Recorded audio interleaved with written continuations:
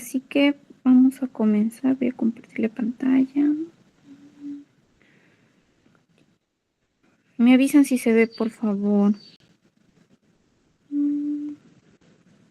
Ah, ya. ¿Sí se ve? Chicos. Sí se ve. Se ve ya. Ya. Chévere, excelente. Ya, chicos.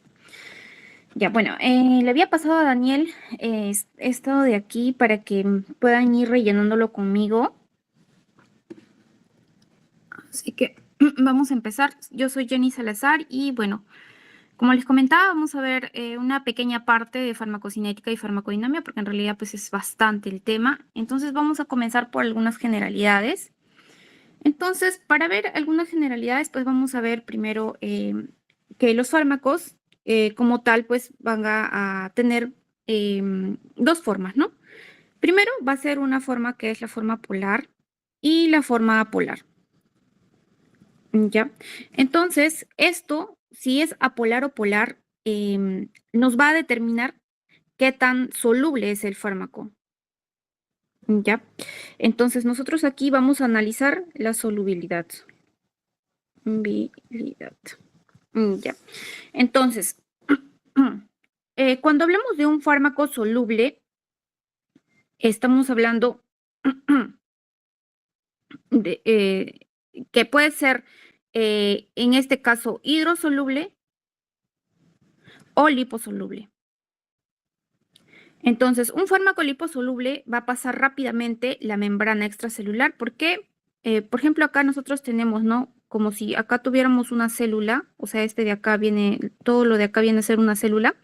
Entonces, fuera de la célula vamos a tener el líquido extracelular y dentro de la célula nuestro líquido intracelular. Y pues nuestra célula va a estar protegida por una membrana, ¿no? Entonces, esta membrana plasmática va a ser una bicapa fosfolipídica y estos fosfolípidos pues van a ser lípidos, ¿no? Y esos lípidos, al encontrarse con otro lípido que está viniendo, pues le va a dejar pasar mucho más rápido. Entonces, algunos fármacos van a ser liposolubles, es decir, van a entrar con mayor facilidad al líquido intracelular, es decir, a nuestras células, a hacer su función, que es lo que quieren hacer, ¿no? Sin embargo, van a haber otros fármacos que van a ser hidrosolubles, es decir, están en el líquido extracelular y pues el líquido extracelular está compuesto por agua, algunos iones, algunas proteínas que van volando, ¿no? Van ya sea por nuestras venas, ¿no? Etcétera. Entonces, aquí van a pasar algunos fármacos con mayor facilidad, o sea, van a ser hidrosolubles. Sin embargo, cuando estos fármacos quieran entrar, por ejemplo, a nuestro líquido intracelular, o sea, dentro de nuestra célula, pues se les va a complicar, no van a poder, necesitan unas proteínas o un transportador, etcétera, ¿no? Porque pues la bicapa fosfolipídica no le va a permitir, ¿no? Entonces, nosotros acá hablamos de un fármaco, por ejemplo, de tipo polar, cuando este fármaco va a ser hidrosoluble. Y cuando es apolar, va a ser liposoluble. ¿Ya? Y bueno, entonces, este fármaco polar, de tipo polar, va a tener la facilidad para atravesar el líquido extracelular, es hidrosoluble. También va a necesitar los transportadores que les mencionaba o fenestraciones para atravesar las células. Estos transportadores pueden ser proteínas, por ejemplo, y viajan libremente en la sangre, ¿no? No necesitan de alguien para unirse para viajar en la sangre, ¿no? Entonces fácilmente pueden pasar por los riñones y salir fácilmente por la orina, ¿no? Con mayor facilidad. Ya. En cambio, todo lo contrario van a ser los fármacos apolares o liposolubles. Entonces, estos van a facilitar, van a entrar fácilmente por la membrana y también cuando quieran atravesar el líquido extracelular o quieran nadar por aquí, va a ser muy difícil para ellos, entonces tienen que ir unidos a algo generalmente. Y también, pues, por ejemplo, esto con lo que tienen que unirse son las proteínas para que puedan viajar en la sangre, ¿no? Porque es el extracelular. ¿Ya, chicos?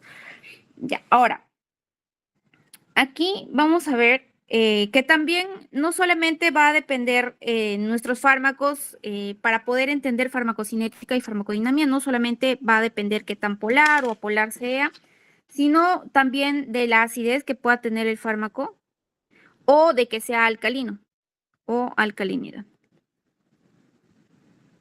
No sé si ustedes se acuerdan de la academia, pues que nosotros veíamos, ¿no? Que poníamos 0, 7 y 14, ¿no? Hablamos de 7 que estamos, que era un pH neutro, este es el pH, y nosotros hablamos de una acidez de 0 a 7 y una alcalinidad.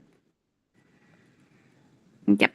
Entonces, los fármacos, lo que van a hacer, van a haber dos tipos, ¿no? Uno que es ácido débil o pueden ser bien base débil. Y en estos casos, los ácidos débiles, por ejemplo, van a tener una forma que va a ser la forma ionizada. Es decir, van a tener iones, van a estar cargados. Y estos iones cargados no van a atravesar fácilmente los lípidos, la membrana de la bicapa fosfolipídica. Ya. Por el contrario, las bases débiles van a tener sus formas no ionizadas y en estos casos esta forma no ionizada que no van a tener carga van a ser más solubles en los lípidos, o sea, van a pasar fácilmente, ¿no? A diferencia de los ácidos débiles. Eso también va a ser otra diferencia que vamos a tener aquí. Y eso va a explicar bastante, por ejemplo, los fármacos que se van a metabolizar a nivel renal, ¿no? Por ejemplo, nuestra orina va a ser, puede ser desde ácido o hasta alcalino, ¿no? Pero si, por ejemplo, tenemos un paciente con una enfermedad renal y crónica que además toma algunos medicamentos y estos medicamentos, digamos, van de forma ionizada, es decir, van a ser ácidos débiles. Entonces, nosotros si, por ejemplo, tenemos una orina ácida, el ácido no va a poder jalar este ácido. Pero si nosotros, por ejemplo, le añadimos a esto, lo alcalinizamos con bicarbonato, ¿no? Que es lo que se le da a estos pacientes. Entonces, este bicarbonato, al pasar hacia la orina, va a metabolizarse y pues va a jalar el ácido. Entonces, de esta forma podemos eliminar algunos fármacos, ¿no? Que se encuentran ionizados, ¿no? En su forma ionizada, o sea, fármacos ácidos. Ya. Y no solamente eso, sino que algunos ácidos también que el mismo cuerpo está generando, ¿no?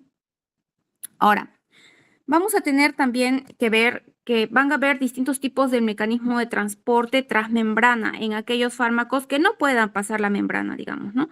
Pero si, por ejemplo, es un fármaco que puede pasar, puede atravesar fácilmente la membrana, es decir, hablamos de un fármaco apolar, un liposoluble, estamos hablando de una difusión pasiva.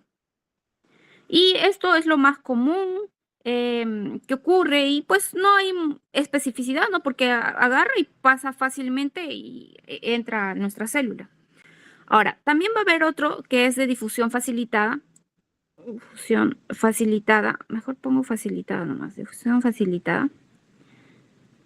Entonces, este de difusión facilitada va a ir a favor de la gradiente. Va a haber una gradiente que lo va a empujar y este fármaco va a poder ingresar. Ya, entonces aquí, por ejemplo, no va a haber uso de energía. Pero si nosotros estamos yendo en contra de la gradiente, vamos a necesitar el uso de energía. Un ATP se va a convertir en un ADP, adenosín difosfato, porque va a salir un fósforo, ya, bueno, va a salir un fósforo, se va a romper y va a generar una energía y esa energía pues va a ser utilizada para poder trasladar este fármaco del líquido extracelular al líquido intracelular. Entonces va a ser contragradiente, vamos a usar energía, entonces ya estaríamos hablando de un transporte activo, ¿no? Con uso de energía. Pero además de ello, van a haber algunos fármacos que pues van a ser mucho más grandes y no van a poder pasar. Entonces, muchos de ellos necesitan entrar incluso rompiendo una parte de la membrana, ¿no? De la bicapa, de la membrana lipídica, ¿no? Entonces, aquí vamos a tener este tipo de ingreso que va a ser la endocitosis. Ya. Ya, teniendo bien ya comprendido esta parte, vamos a concluir de este slash que pues ningún fármaco en realidad va a ser completamente liposoluble o completamente hidrosoluble. O sea, nosotros aquí lo estudiamos teóricamente, ¿no? Que este fármaco es más hidrosoluble o más liposoluble, pero no podemos decir que al 100% un fármaco va a ser hidrosoluble o liposoluble. Entonces, aquí hay que tener en consideración esto y también que el grado de polaridad de mi fármaco va a determinar qué tan soluble es o no, ¿no? Y también la preferencia cinética que pueda existir, ¿no? Ya, ahora nos vamos a ir ya de frente a ver lo que es la farmacocinética. Y aquí pues lo que la farmacocinética nos habla es la acción que nuestro organismo le hace al fármaco, ¿ya? O sea, la acción del organismo al, ay, caramba, organismo, al fármaco, ¿ya? Por el contrario, va a ser la farmacodinámica lo contrario a esto, ¿no? La acción del fármaco al organismo. Entonces, aquí vamos a analizar algunos pasos, que es el ATME, que es, en resumen, ¿no? Que es la administración, perdón, la forma de absorción, distribución, etcétera, ¿ya? Entonces, primero vamos a ver la absorción. Absorción. Ya. Entonces, para ver la absorción, pues tenemos que ver también las vías de administración, porque me imagino que ustedes, pues cuando ven a sus pacientes van a ver, ¿no? Aunque le ponen en la receta, no sé si intramuscular, si es subcutáneo o si le hay que dar al paciente de vía oral, ¿no? Entonces, vamos a ver aquí la forma de ingreso del medicamento al organismo, porque también de eso va a depender de qué tanto se vaya a absorber este medicamento. Entonces, van a ver una forma de absorción que es la enteral, que es decir, va a ingresar por la boca, ¿ya? Eso es lo enteral. Y por otra parte, lo parenteral, que nosotros le vamos a colocar con nuestras agujas, nuestras inyecciones o lo que le tengamos que colocar en la vena o a nivel subcutáneo o intramuscular. Ya, entonces, a nivel enteral van a haber dos formas además. Una de ellas va a ser la forma oral y la otra es la sublingual. Ya, en la forma oral, el mismo paciente se lo puede llegar a tomar. Y lo que sí es que este fármaco, como nosotros anteriormente estábamos hablando de que el fármaco pues, va a también verse modificado por el pH, pues aquí va a también sufrir porque va a estar expuesto a un pH gástrico, ¿no? Porque pues va a tener que ser metabolizado por él. Ya, entonces, algunos fármacos, por eso es que se determinan que se tomen a ciertas horas, ¿no? Porque, digamos, en el caso del omeprazol, ¿no? Se dice que se tome media hora antes de las comidas, media o una hora antes de las comidas, porque pues este fármaco funciona con el pH del estómago, ¿no? Se activa gracias a ese pH. Ya, o sea, cuanto más ácido sea, se va a activar mejor. Entonces, digamos que ese fármaco, pues no te lo puedes tomar mientras te estás comiendo una papaya, ¿no? Que es un poco más alcalino, o te estás tomando una leche, etcétera, ¿no? Porque pues no va a cumplir su función como tal. Ahora, algunos fármacos van a tener una cubierta entérica, que es los fármacos que decimos, ¿no? Hay dos tipos de fármacos, el genérico y el otro que es... chicos, me dan un segundo porque mi batería está... Ya. Ahora sí. Ya. Entonces, nos habíamos quedado en que algunos fármacos van a tener cubierta entérica. Es decir, esta cubierta,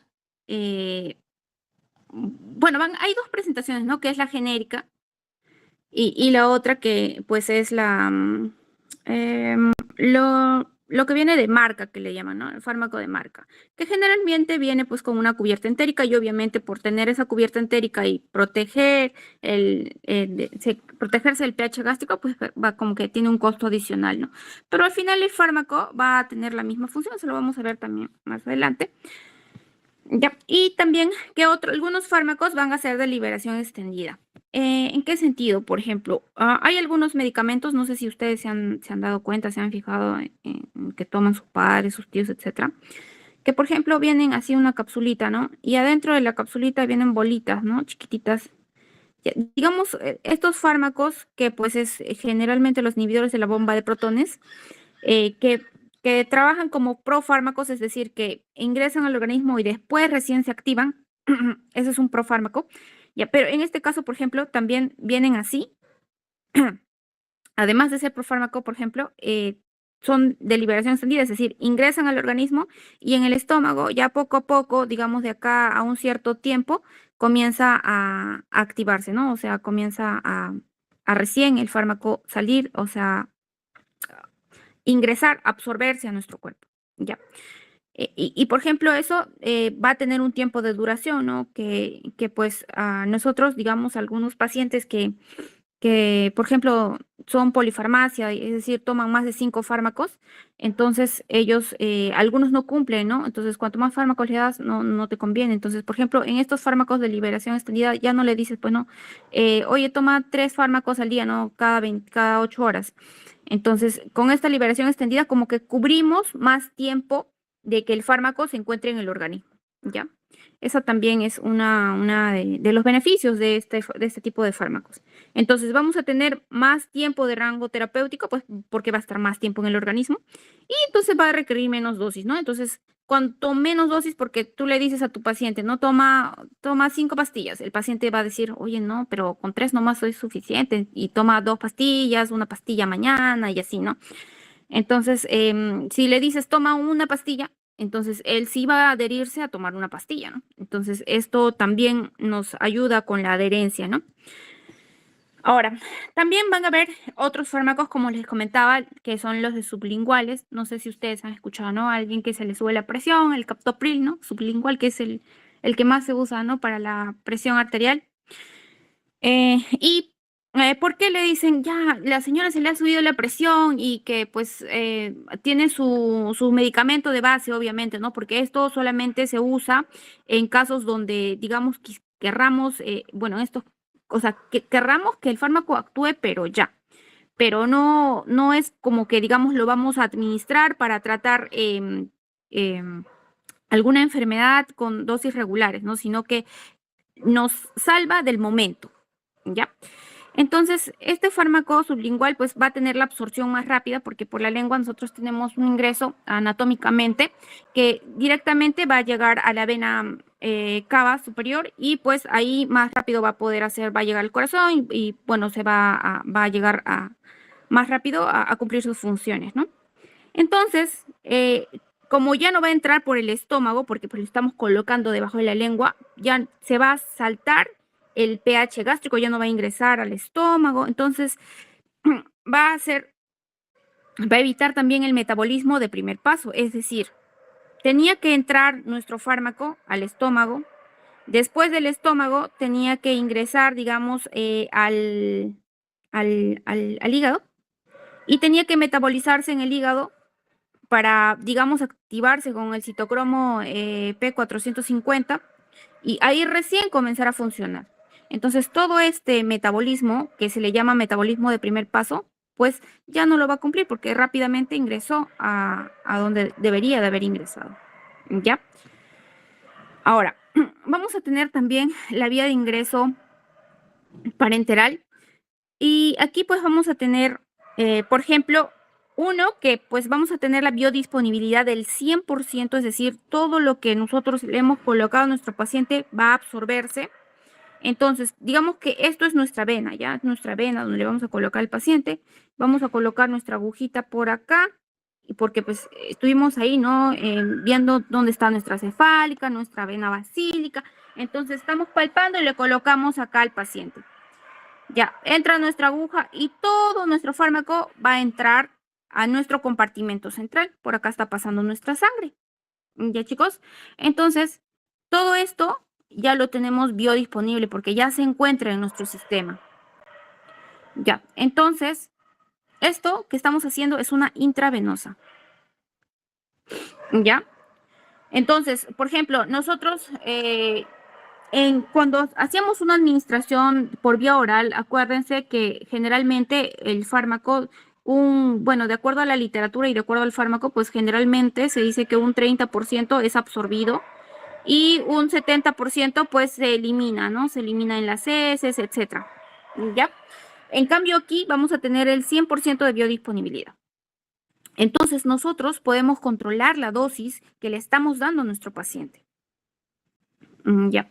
Ahora, vamos a tener, además de eso, otro también, que si bien es cierto, no va a tener un efecto tan rápido como el intravenoso, pero sí va a llegar a absorberse completamente, pues son dos tipos, ¿no? El intramuscular y también la subcutánea.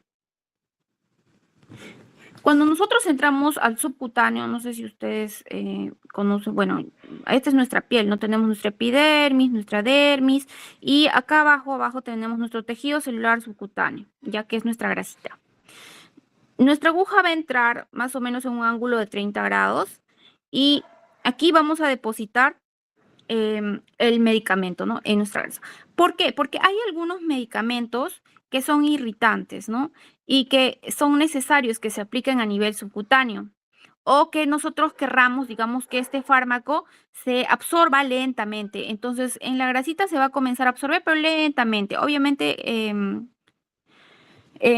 mayor cantidad que si fuera oralmente, pero nosotros también vamos a poder tener en cierta parte un poco de control sobre esto.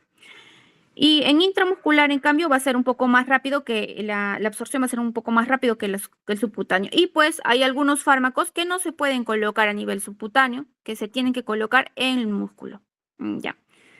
Entonces, estos también, como estamos viendo, van a evitar el metabolismo de primer paso, que era lo que les estaba diciendo, ¿no? Que pase por el hígado, o que pase por el estómago, luego que pase por el hígado, ¿no? Ya. Ahora, acá nosotros vamos a ver que tenemos nuestro fármaco, pues, ¿no? Que está ingresando. Entonces, aquí, por ejemplo, el fármaco en nuestro compartimento central se va a encontrar, digamos, nosotros le hemos colocado, ¿no? Una intravenosa, entonces se va a encontrar acá como un fármaco libre. Va a estar volando ahí nuestro fármaco, ya. Pero también este fármaco se puede unir a algunas proteínas y ya se va a convertir en un fármaco unido. Pero si este fármaco sale de nuestra vena que nosotros le hemos colocado y se va a nuestro riñoncito o se va a nuestro hígado, entonces ya estamos hablando que este fármaco se puede llegar a biotransformar, ¿ya? Pero también este fármaco, una parte se puede ir a excretarse, ¿no? Entonces, acá hablamos de la excreción, ¿ya? Y esta excreción puede ser pues por la orina de algunos fármacos, otros va a ser incluso por la bilis, etcétera. ¿Ya? Y bueno, algunos fármacos que ya se habían biotransformado, además, pueden regresar otra vuelta a la vena, pero cuando vuelven, ya van a volver como unos metabolitos, y estos metabolitos también se pueden excretar. ¿Ya? O también, incluso se dice que desde la misma biotransformación, o sea, donde que se encuentra en el órgano, ¿no? Puede excretarse y no, digamos que está en el hígado y se va a excretar a la bilis, ¿no? Ya. Ahora, vamos a ver además que pues va a haber una cinética de absorción. ¿Qué quiere decir esto? Esta cinética de absorción, cinética como su nombre lo dice, ¿no? Vamos a ver qué tan rápido, o sea, habla de la rapidez o lentitud de absorción de de un fármaco. ¿Ya? Entonces, cuando nosotros, aquí vamos a ver dos tipos, ¿ya? Uno va a ser de orden 0 y la otra va a ser de orden 1. Ahora, la de orden 0 nos dice que a igual tiempo va a haber igual concentración absorbida. ¿Qué nos quiere decir eso? Por ejemplo, nosotros tenemos 10 minutos. 10 minutos se va a absorber un 5, o sea, vamos a tener un 100% del fármaco ya. Pero absorber, se va a absorber solo 5% de este fármaco. Ya. En los próximos 10 minutos, otra vuelta se va a absorber 5%. Y así sucesivamente hasta que el fármaco finalmente se agote sus últimos 5%. ¿Ya? Eso nos quiere decir de orden 0. que pues es un poco utópico porque no generalmente, no suele ser así, ¿no? Esto es más teórico, ¿ya? Ahora, ¿qué nos dice el fármaco de orden uno? Que se va a absorber cada vez menos. Por ejemplo, nosotros tenemos aquí, en los 10 primeros minutos, acuérdense, primeros minutos, vamos a tener nosotros que nuestro fármaco se va a absorber lo más que pueda, es decir, un 60%. En los próximos 10 minutos, este fármaco se va a absorber ya no 60, sino un 30%. En los próximos 10 minutos se va a absorber 15% y así sucesivamente hasta que en los últimos 10 minutos se absorba, digamos, lo menos, ¿no? 1%, etcétera, o el resto se elimine, ¿no? Ya no se absorbe. ¿Ya? De eso nos habla la cinética de orden cero o cinética de orden uno. ¿Ya, chicos? Y esto, por ejemplo, solamente es para que reconozcan, por ejemplo, cómo va, ¿no? Si es de orden uno o si es de orden cero. Es la gráfica. Y bueno, en este caso, esta gráfica es así volteado, ¿no? O sea, el de orden cero se convierte al revés porque es una gráfica logarítmica, ¿ya? Ya. Ahora, ¿qué nos tenemos que recordar de este slide entonces? Que nosotros vamos a tener más absorción cuando nuestro fármaco sea más liposoluble, porque acá también habíamos indicado, ¿no? Vamos a tener más absorción, va a entrar más a nuestra célula cuando el fármaco sea más liposoluble, o sea, pase más rápidamente por la membrana fosfolipídica, ¿ya? Entonces, va a ser más absorción a más liposolubilidad. Ya, por el contrario, vamos a tener menos absorción, bueno, más absorción, mejor dicho, más absorción cuando haya menos peso molecular, menos peso molecular. O sea que nuestro fármaco, cuanto más chiquitito sea, más fácilmente va a pasar, ¿ya? O sea, menos peso molecular va a absorberse mejor. Y también cuando esté menos ionizado, ¿ya? Eso también es resumen del slide anterior. Ya, chicos, ahora vamos a pasar a lo siguiente que también tenemos que saber. Nosotros estamos continuando, por si acaso, con la absorción, ¿ya? Porque en la absorción también tenemos que ver la transferencia que hay desde la vía hasta la sangre, ¿no? De la vía que estemos colocando nosotros, ¿ya? Entonces, vamos a ver acá la proporción del fármaco que estamos colocando que va a llegar a la sangre. Entonces, aquí vamos a ver que esto va a ser influenciado por el metabolismo que nosotros dijimos de primer paso, o sea, si es que el fármaco ingresó o no al estómago y luego pasó al hígado. Si ingresó al hígado, que este hígado ha tenido que modificar al fármaco, ¿no? Entonces, ahí va a demorarse un poco más. Entonces, la biodisponibilidad va a ser mucho menor en muchos casos. También va a depender, se va a influenciar de la solubilidad, es decir, qué tan hidrofílico o qué tan lipofílico fue mi fármaco, ¿no? Y también de la inestabilidad química, es decir, del pH, ¿no? Si era ácido o si se encontraba o era básico, ¿no? O si era básico, ¿no? El medio también depende. Y también depende de algunas enzimas que puedan llegar a degradar el fármaco. Entonces, por ejemplo, acá tenemos una gráfica que nos habla de la concentración del fármaco versus el tiempo, ¿no? En el caso de la vía intravenosa, la disponibilidad va a ser mucho mayor, obviamente. Vamos a tener más concentración de fármaco en un tiempo determinado a comparación de las otras vías que hemos estado viendo, ¿no? Entonces, incluso nosotros podemos calcular el área bajo la curva para ver la concentración en función al tiempo, o sea, para ver la biodisponibilidad que se grafica de esta forma, ¿no? Y bueno, acá tenemos nuestra formulita que no creo que la usen, la verdad. Así que vamos a pasar esa parte. Y bueno, además de ello, pues van a haber algunos factores que van a influir en esta absorción, ¿ya? Que es la expresión de, como les decía, también dependen las proteínas, ¿no? Y no solo eso, entonces, cuando hablamos de la expresión, por ejemplo, vamos a hablar de esta, que es la que nos va a interesar, que es la glucoproteína P, ¿ya? Porque va a bombear los fármacos fuera de la célula, el fármaco está ingresando y esta lo va a tratar de sacar, ¿ya?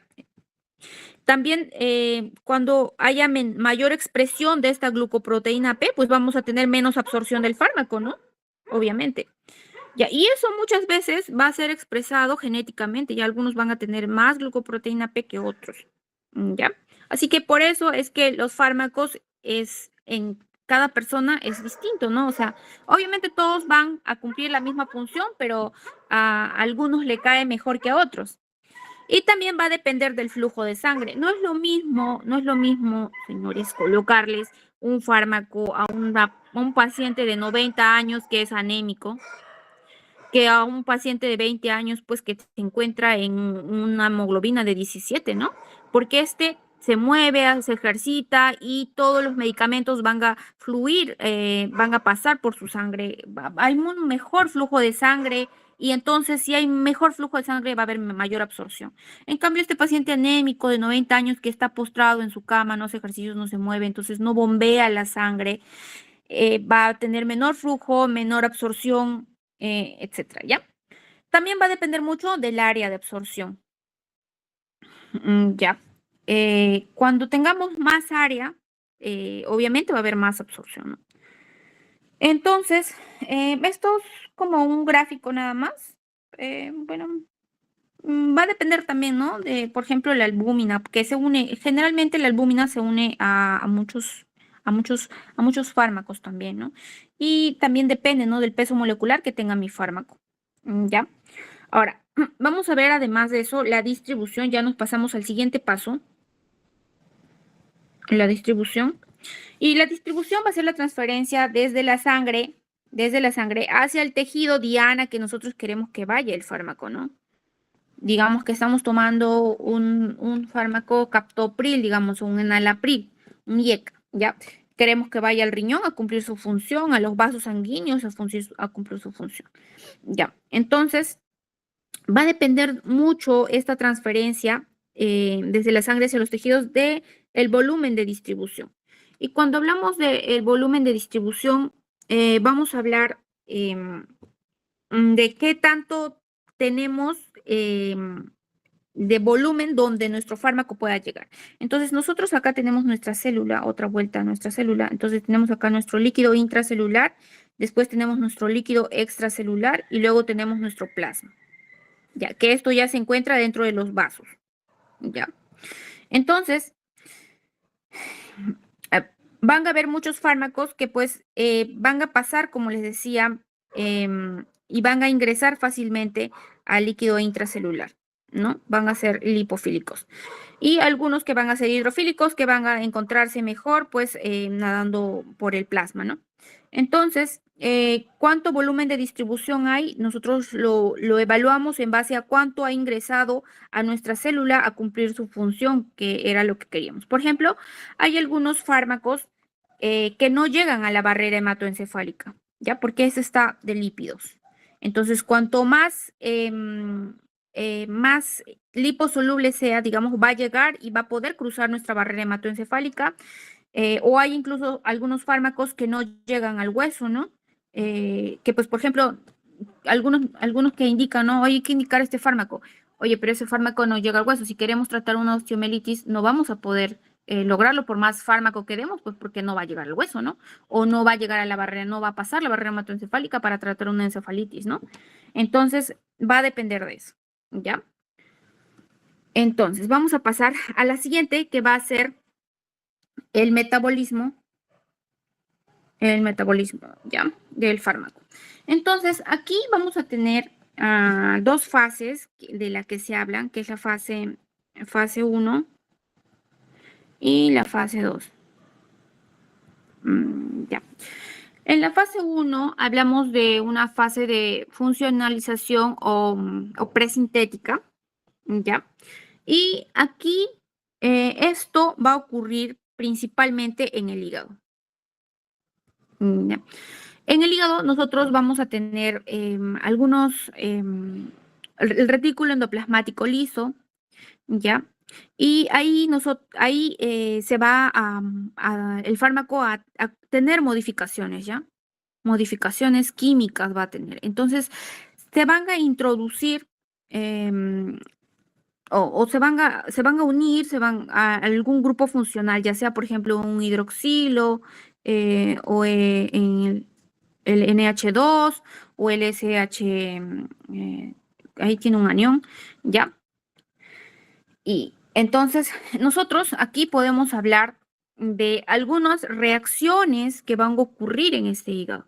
Algunas van a ser de oxidación, otras de reducción, algunas de hidrólisis, y todas estas van a estar catabolizadas por las enzimas del citocromo del P450, ¿no? Por eso es que en muchos fármacos se dice, no, este fármaco pasa por el P450 o este fármaco inhibe al P450. Entonces, ahí nosotros podemos ver, ¿no? El choque de distintos fármacos, ¿no? O sea, administrar un fármaco y que sea, que digamos pase por el citocromo P450 y otro también que pase por el P450. Entonces, como que el P450 va a estar muy ocupado para ir con dos fármacos, ¿no? Entonces nosotros evaluamos esas cosas al poder administrar un medicamento.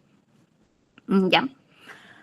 Ahora, después, aquí, por ejemplo, lo que va a ocurrir con estos procesos es que se va a aumentar la polaridad del fármaco. Entonces, con esto podemos nosotros activar o inactivar fármacos. Cuando nosotros los activamos, los vamos a llamar profármacos porque se están activando recién aquí.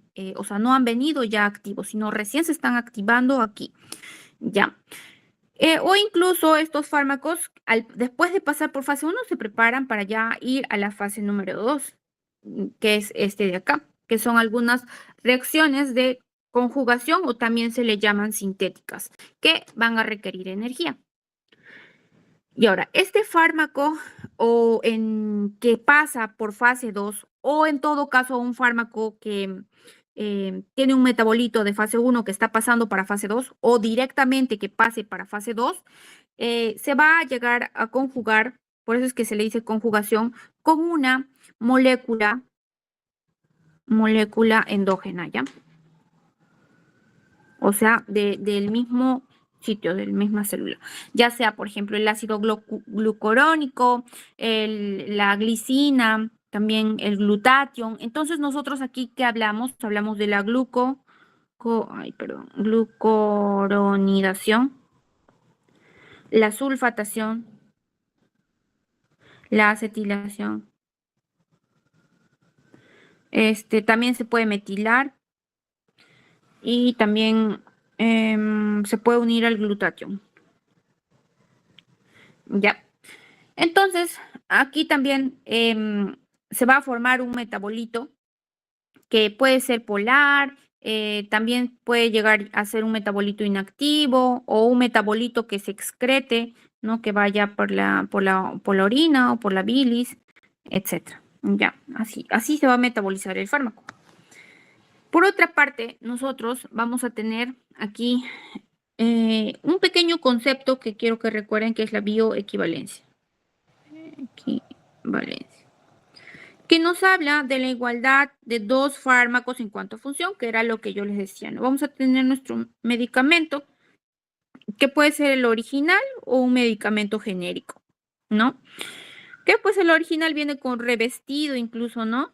Versus el genérico, pero al final, si ustedes se dan cuenta, había un ejemplo que una vez un doctor hizo, que se me ha quedado, y les voy a decir, ¿no? Que, por ejemplo, lo que nosotros queremos como función, digamos, es que un auto, digamos, movilice personas, ¿no? Yo tengo acá mi auto, digamos, que es ya digamos, un Nissan, ¿ya? Un Nissan viejito de 1980, ¿ya? Y nosotros tenemos un fármaco acá, que es original, ¿no? Pero tenemos un Audi, y es un Audi del 2025, ¿ya? Si ustedes se dan cuenta, la persona se puede trasladar por los dos fármacos. Al final, los dos van a cumplir la misma función. Ambos van a cumplir la función de movilizar a la persona, ¿ya? Así como ejemplo. Pero si, por ejemplo, tú fueras a elegir, obviamente vas a elegir lo mejor para tu cuerpo, ¿no? O sea, el mejor combustible que quieras echarte a ti mismo, ¿no? Entonces es por eso que muchas veces se prefiere en muchos casos el original, ¿no? Pero eso no desmerita que el genérico no cumpla su función, porque sí, también cumple su función. Incluso a algunas personas les cae mucho mejor, ¿no? Que el original, muchas personas lo dicen. Así que va más como que de estigma quizás, pero al final ambos fármacos van a hacer lo mismo, ¿no? Que es lo que se quiere lograr. Ya, ahora vamos a pasar al último paso del ATME, que sería la eliminación. Eliminación del fármaco. Ya, entonces, así como hemos visto una cinética de absorción, vamos a ver la cinética de eliminación, que prácticamente va a ser similar. Ya puede ser de orden 0 o de orden 1. Entonces, nosotros ya habíamos hablado de esto, ¿no? Que en el orden 0, pues vamos a tener que a un tiempo determinado, a 10 minutos, se va a eliminar, digamos, un 4% del fármaco. En los próximos 10 minutos, otro 4% del fármaco. Obviamente, esto, digamos, en algunos casos lo vamos a ver por la bilis o por la orina, ¿no? Digamos, y si por ejemplo estamos viendo por la orina, incluso podemos medir la diuresis, ¿no? Diuresis del paciente y le colocamos una bolsita, una sonda, ¿no? En algunos pacientes que tienen sonda, ya cuánto ha orinado digamos, en una hora estamos viendo ya, ¿no? El volumen, qué tanto fármaco estamos eliminando, ¿no? Incluso eso, ¿cómo lo vemos? Lo vemos en aquellos fármacos, digamos, que tienen colorante, ¿no? Hay uno, por ejemplo, en los medicamentos, no sé si han visto que se le coloca, me olvidé su nombre, ya, pero algunos que tienen, digamos, que el paciente toma y orina un poco más anaranjado, ¿no? Anaranjado oscuro, hasta que el medicamento va pasando y poquito a poquito ya deja de ser anaranjado y ya como que ya la orina se va poniendo más clarita, ¿no? Amarillo clarito.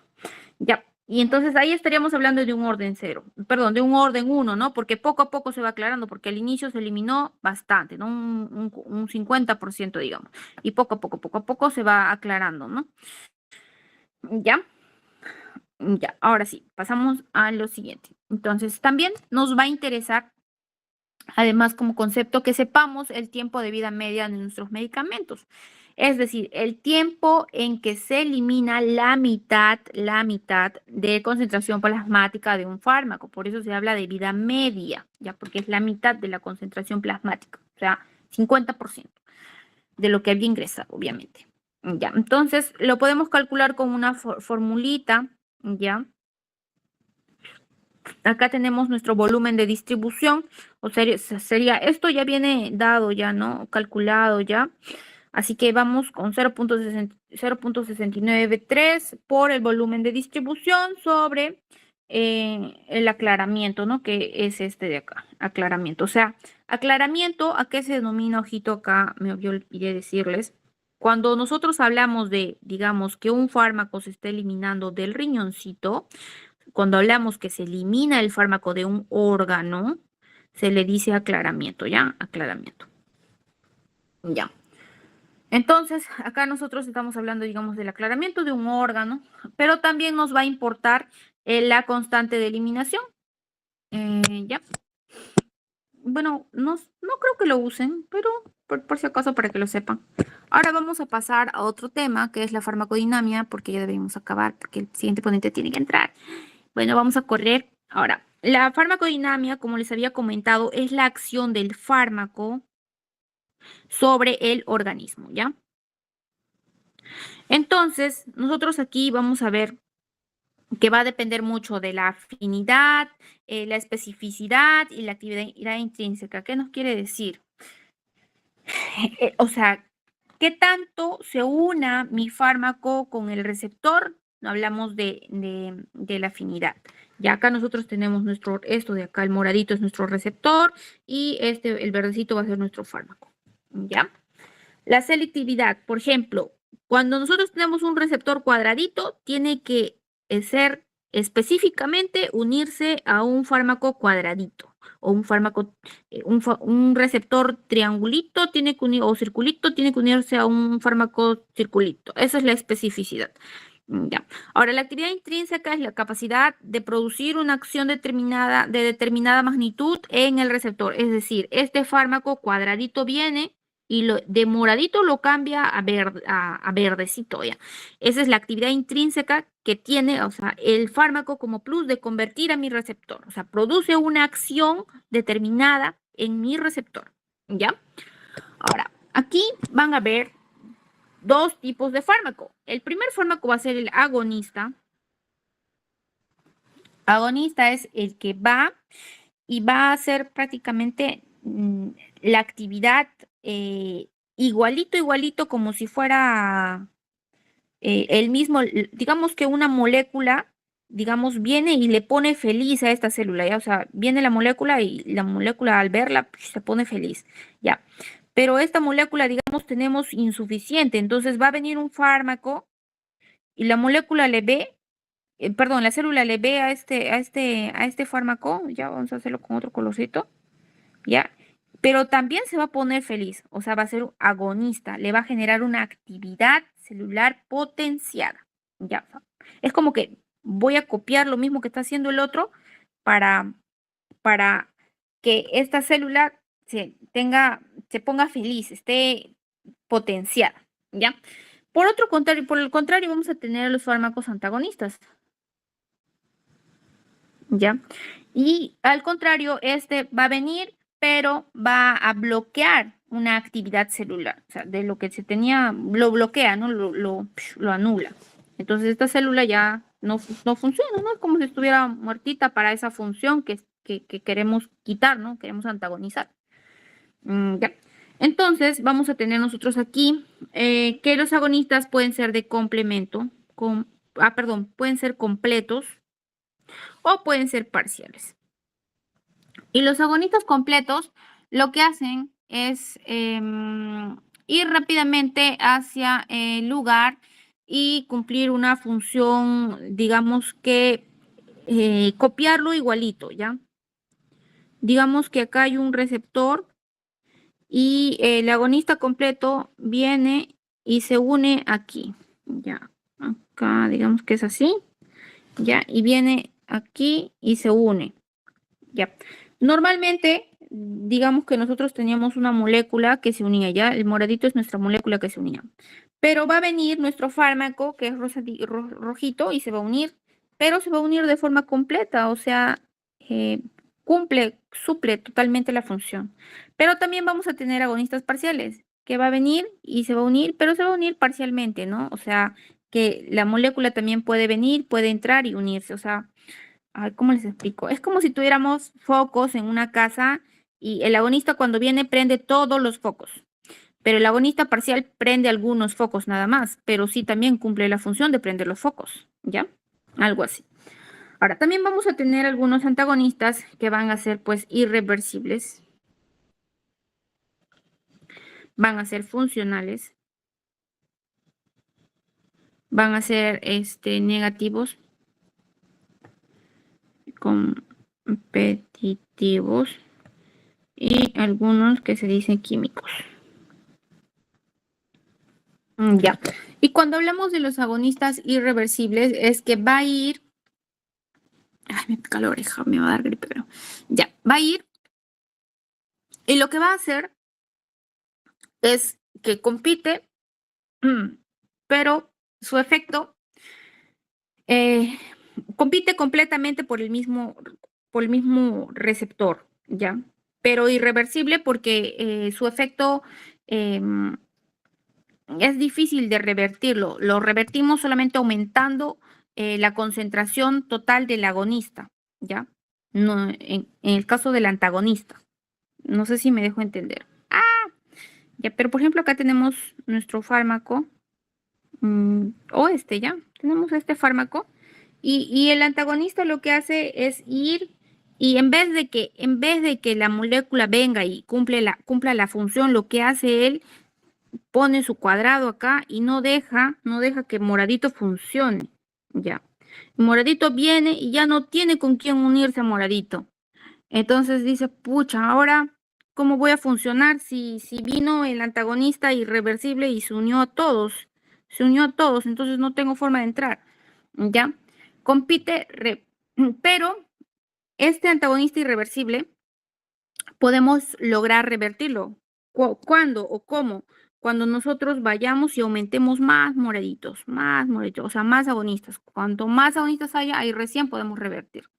Ya. Ahora, va a haber otro que es no competitivo también, que es el antagonista irreversible, no competitivo, que se va a unir de forma muy fuerte al receptor y lo va a inactivar.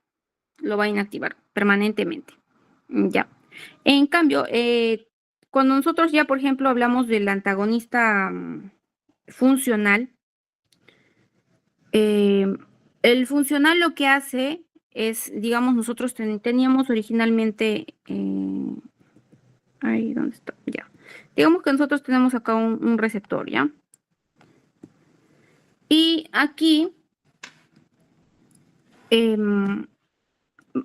va a haber también otro tipo de receptor. O sea, hay varios tipos de receptores. Pero el funcional lo que hace es que normalmente se une, digamos, a este receptor, normalmente. Pero el antagonista funcional en esta ocasión va a actuar sobre otro receptor, o sea, sobre este. Va a actuar aquí y va a producir un efecto al que producía aquí. O sea, va a producir un efecto completamente diferente o opuesto, completamente opuesto a este. O sea, si acá, por ejemplo, era un agonista, acá va a ser un antagonista. Y ahí hablamos de un antagonista funcional. Ya. Por otra parte, el antagonista competitivo, bueno, el competitivo era el que habíamos explicado aquí. Este es el competitivo, por si acaso. Aquí hubo un lapsus brutus. Este de aquí es el competitivo. Y el irreversible es el que se une, digamos, pero no hay nadie que vaya y lo pueda revertir. Ya, o sea, no lo puede quitar. Ya. Por último, el químico lo que hace es ir al receptor. Entonces tenemos acá nuestro receptor y lo va a neutralizar. Pero acá este es nuestro agonista normal que nosotros tenemos de nuestro cuerpo, pero lo que hace el antagonista químico, es neutralizar directamente al, al, a la interacción química que debería haber, ¿no? No va a tocar nada al receptor, se va a ir de frente y va a bloquear el agonista, ¿no? Ese sería el antagonista químico, ¿ya? A diferencia de los demás, pues, ¿no? Ya no sé si me dejo entender, chicos. Perdón, si no preguntas nomás. Ya. Por otra parte, vamos a ver también el sinergismo. El sinergismo sí va a haber dos tipos, esto es como que más fácil, que va a ser de tipo aditivo, aditivo, y el otro va a ser de tipo potenciador. Potenciador. Ya. Ahora, el aditivo, como su nombre lo dice, lo que hace es generar una suma. Digamos, acá nosotros vamos a hacer fármaco más fármaco, nos va a salir igual a 2 fármacos. Ese es el aditivo, ¿ya? Es decir, nosotros teníamos una función, digamos, una función de una célula que digamos, había una célula, digamos, que excretaba insulina, digamos, ¿ya? Digamos, es un ejemplo por si acaso. Ya, había una célula que excretaba insulina, pero va a venir este fármaco y va a hacer de forma aditiva que también excrete insulina, ¿ya? O sea, va a generar insulina. Entonces vamos a tener doble acá, doble función. O sea, doble, la actividad farmacológica se va a incrementar, ¿ya? Pero cuando nosotros hablamos de sinergismo, hablamos de que un fármaco lo que va a hacer es, va a venir, pero al ver a este otro fármaco, son dos distintos por si acaso, lo que va a hacer como resultado es formar más función. O sea que lo potencia el fármaco. O sea, un fármaco viene y potencia otro fármaco. En el aditivo es una función, o sea, un fármaco viene y, y se suma a otro fármaco y ambos dan un resultado aditivo, ¿no? O sea, de doble función, ¿ya? En cambio, el otro va a ser como un potenciador del otro fármaco. O sea, dos fármacos se pueden potenciar, ¿ya? Entonces van a ver de esos dos tipos de sinergismo. Acá hay algunos ejemplos, por ejemplo, de la gentamicina y la cefalexina. van a cumplir una función de sinergismo aditivo, ¿no? Por el contrario, el sulfametoxazol y el trimethoprim se van a potenciar entre ellos. Ya. Ahora vamos a tener otro punto a tratar, que son las dianas farmacológicas. Es decir, ¿quiénes van a estar aquí? Van a estar como diana, o sea que el punto donde el fármaco tiene que trabajar, laburar, puede ser una célula, o también como tal, digamos, dentro de la célula van a haber algunas proteínas, etcétera, ¿no? Entonces, como tal, ¿cuál va a ser la diana? Entonces, estamos hablando aquí que pueden ser proteínas, algunas proteínas que se encuentran acopladas, ¿ya?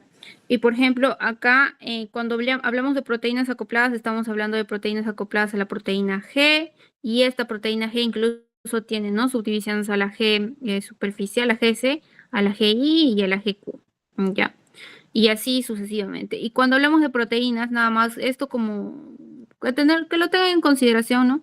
Que pueden ser, por ejemplo, algunas proteínas de canal, porque van a haber algunos fármacos, digamos, que quieren bloquear algunos canales, ¿no? Digamos, acá tenemos nosotros y acá tenemos un canal, ¿no? Un canal de sodio, digamos, ¿ya?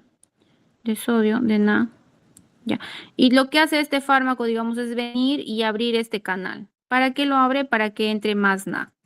Entra acá y se forma bastante sodio, ¿ya? O bastante calcio, ¿no? Etcétera. Entonces van a haber proteínas asociadas a algunos canales, y estos canales, por ejemplo, algunos de ellos van a ser voltaje dependientes, o sea que dependen de que haya un voltaje, ¿no? Y que se eh, logre que haya una despolarización. Entonces vamos a hablar de canales de tipo voltaje dependientes, o algunos que son ligando dependientes, o algunos de transporte, que era como les estaba mencionando, de transporte de iones sobre todo, ¿no? Ya, ya, eso nada más aquí. Y otro punto también es el índice de seguridad que puede llegar a tener un fármaco. O sea, qué tan seguro es un fármaco para poder tomarlo. O sea, el índice de seguridad nos habla de que aquí vamos a tener, esta es la letalidad y la máxima dosis que puedo dar. Ya, esto es una concentración letal, o sea, cuánto como máximo, o sea, digamos nosotros acá tenemos un umbral, ¿no? Este es el umbral. Si nosotros nos pasamos de dosis, digamos, ya estamos hablando de una concentración de dosis letal para un paciente, ¿no? Entonces acá vamos a tener un techo, ¿no? Que es la máxima dosis que yo puedo dar de medicamento. Ya, entonces de eso nos habla el índice de seguridad. Y idealmente este índice de seguridad debe ser más de 10 para decir que un fármaco sea seguro. Esto en cálculos nada más. Ya, entonces ahí hablamos de fármacos, de la seguridad de los fármacos, ¿no?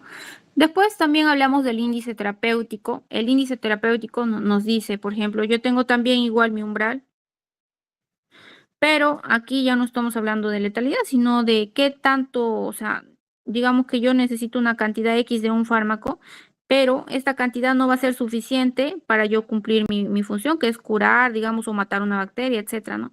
Entonces yo voy a necesitar un poco más de dosis.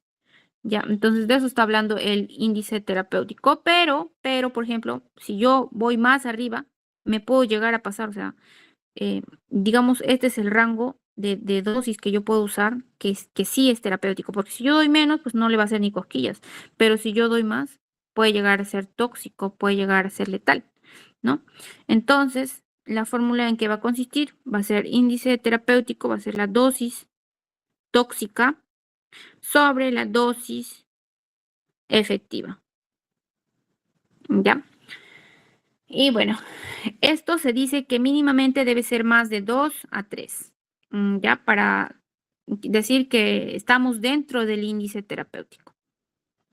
Ahora, Vamos a tener también que hablar de los segundos mensajeros, pero esto ya es más de bioquímica, que no creo que les venga, pero que lo tengan en cuenta nada más. Es que, por ejemplo, no sé si ustedes se acuerdan de que hay primeros mensajeros, segundos mensajeros, ¿no? O sea, el primer mensajero y luego los segundos mensajeros. Bueno, estos segundos mensajeros también van a tener que ver en la metabolización en el metabolismo de un fármaco, ¿no?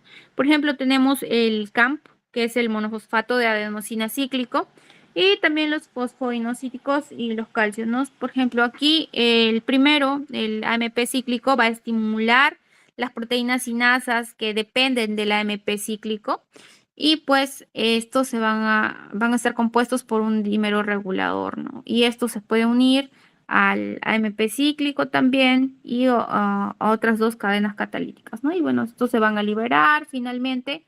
Después a transferirse, digamos, van a transferir ATP a algunas enzimas que van a ser expresadas, ¿no? En diversas células. ¿Ya? Igualmente, el fosfoinosítico y el calcio también van a estimular la fosfolipasa C y así sucesivamente van a producir diversos, diversos mecanismos, ¿no? de acción. Ya esto para que lo lean nada más. Bueno, acá tenemos un cuestionario para resolver algunas preguntas. A ver si me ayudan resolviendo, chicos, para ya darle el pase, porque mi compañero debería haber ingresado hace media hora. Jiji.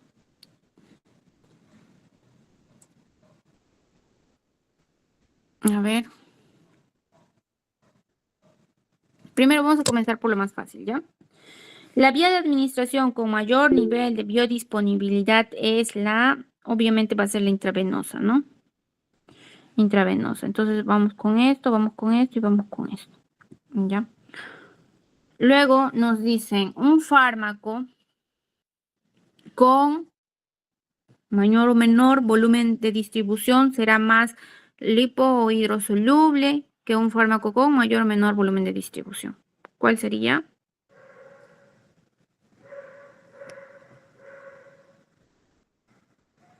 Nosotros habíamos hablado que el volumen de distribución va a depender, ¿no?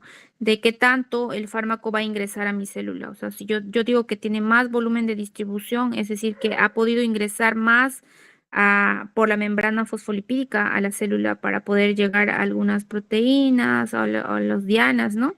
A cumplir su función. Entonces hablamos de que un fármaco con mayor, ¿no? Mayor volumen de distribución será más liposoluble que un fármaco con, a lo contrario, ¿no? Sería menor volumen de distribución. ¿Cuál sería? Mayor, liposoluble, sería esta, y menor. Ya, pasamos a la siguiente. Nos dice, una paciente solicita a su médico psiquiatra el cambio de medicamento antidepresivo que recibe, pues siente que no le hace efecto. La paciente bebe alcohol. Ya. Y se ha identificado un aumento de enzimas hepáticas. Las enzimas hepáticas muchas veces, bueno, estamos hablando de un paciente con alcohol. ¿Qué puede tener un paciente que bebe alcohol? Posiblemente pueda tener cirrosis, ¿no? Cirrosis o una esteatosis alcohólica, etc. Entonces, si digamos que nuestro paciente tiene cirrosis, o también nos dice que tiene enzimas hepáticas incrementadas, ¿no? Y también se puede traducir también en que sea una cirrosis, ¿no? Porque las enzimas hepáticas incrementadas, pues nos están hablando de un daño a nivel hepático, ¿no? Entonces, nos dice que se desea cambiar el fármaco a imipramina, que tiene un amplio metabolismo de primer paso. Ahora vamos a recordar qué era el metabolismo de primer paso. El primer paso ingresaba vía oral, entraba a nuestro estómago, pero luego tenía que ir al hígado, ¿no? Tenía que ir al hígado a metabolizarse, pasar por el P450 o quizás otro, etcétera. Entonces ahí se metabolizaba. Pero finalmente tenía que llegar a la sangre y luego viajar a donde tenía que llegar, que quizás era el riñón, el páncreas, etcétera, al órgano que quería llegar. Ya, entonces esto de aquí era el metabolismo de primer paso. ¿Qué pasa si mi hígado está mal? Este metabolismo de primer paso no va a funcionar, ¿no? Entonces, ¿cómo se va a ver afectado el fármaco en el paciente? Si no ha ingresado el fármaco al hígado, es mucho más posible que el fármaco se quede donde, se quede en el líquido extracelular, ¿no? Es decir, en las venas, ¿no? Entonces, ¿qué pasa con este fármaco? ¿Mm?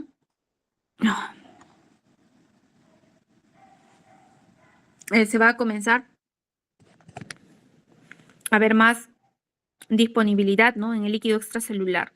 E incluso acá, si tenemos mucho fármaco en el líquido extracelular, se puede llegar a volver tóxico. Porque además va a estar más tiempo en la sangre porque no se está pudiendo metabolizar, ¿no? Entonces, ¿qué ocurre? Va a aumentar la concentración acá, ¿no? A nivel del líquido extracelular porque va a haber mucho más. Sería esta.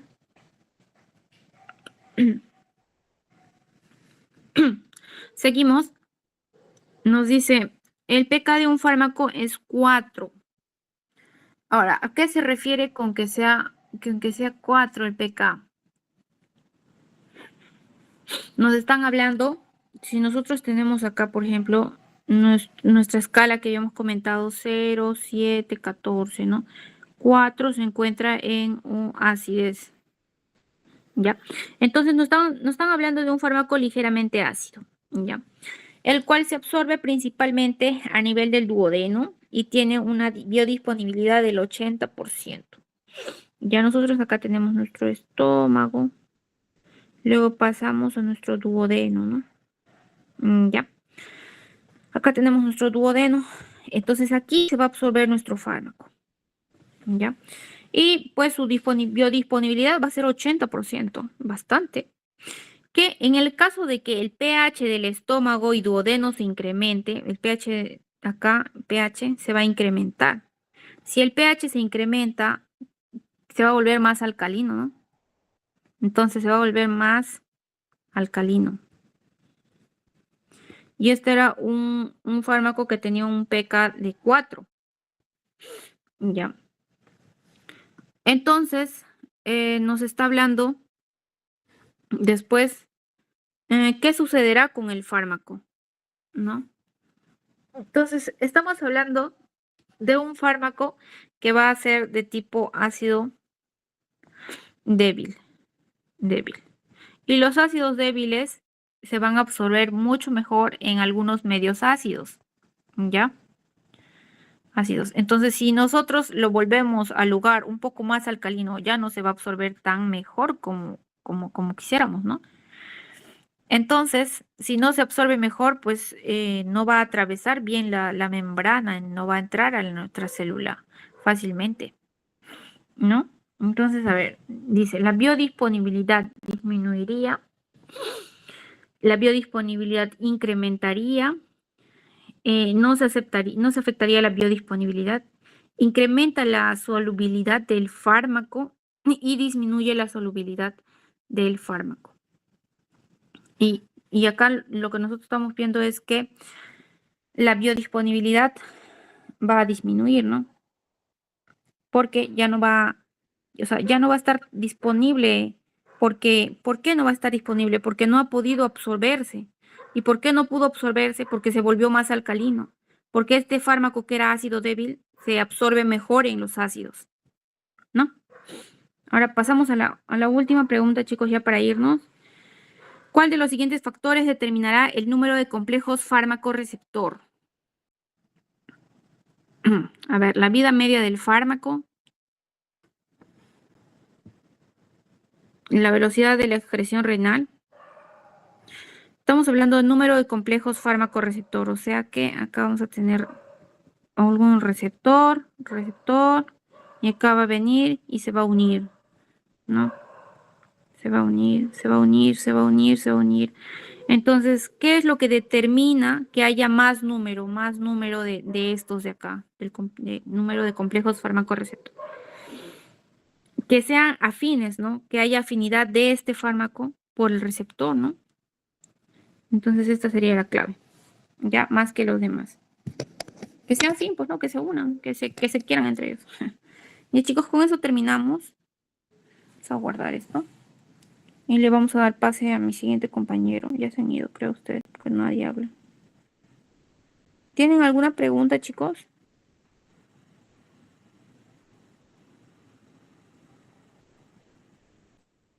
Hola.